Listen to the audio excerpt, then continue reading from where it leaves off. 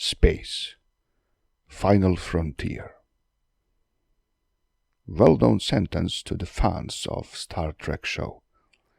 Most likely you also heard it somewhere.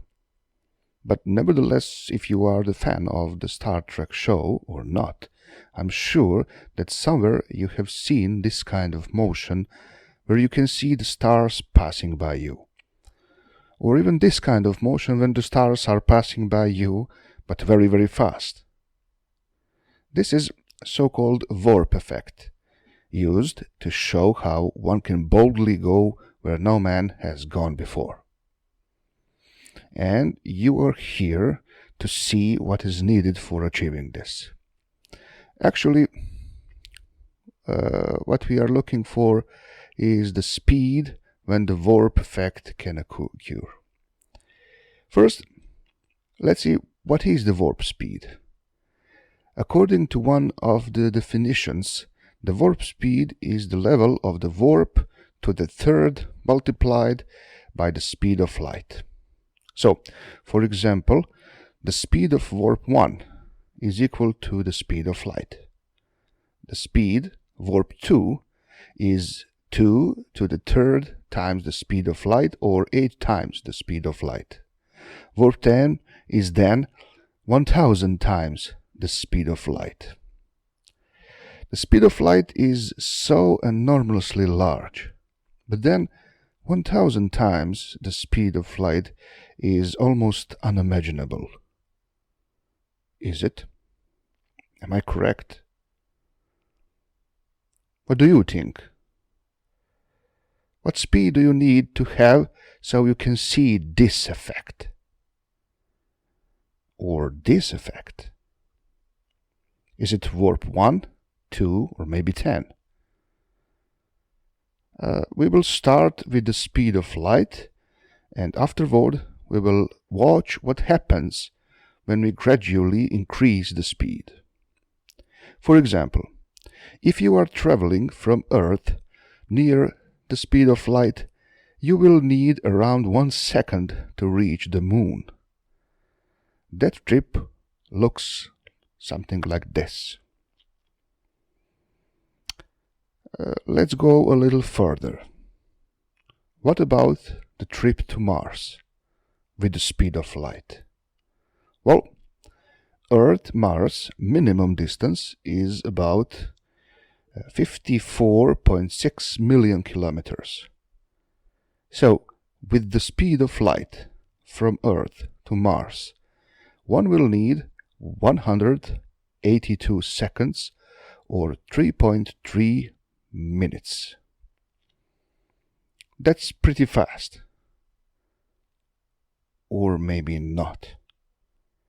The trouble should look like this.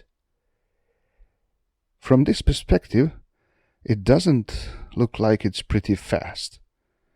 Even we can say it's pretty slow. Do you agree? So, can we see the warp effect with the warp 1?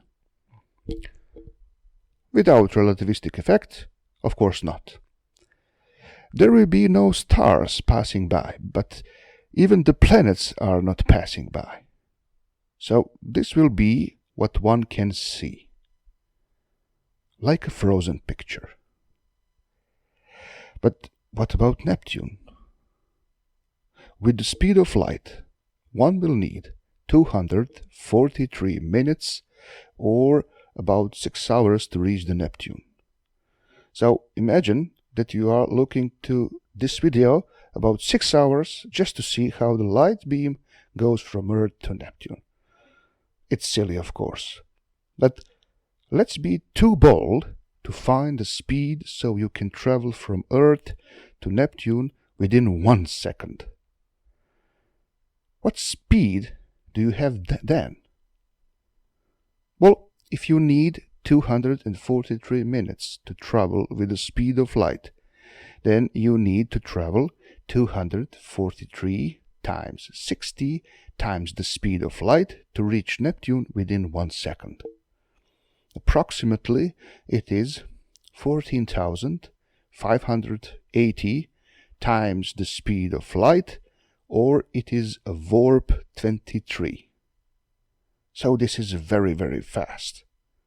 The warp 23 in the solar system looks like this. But is it fast enough so we can see the warp effect like in the movies? Just to remind you, the maximum speed of the Star Trek Enterprise is with warp 18.56.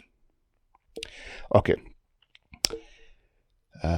Firstly, we need some facts. First one. Nearest stars to the Sun are Proxima Centauri and Alpha Centauri.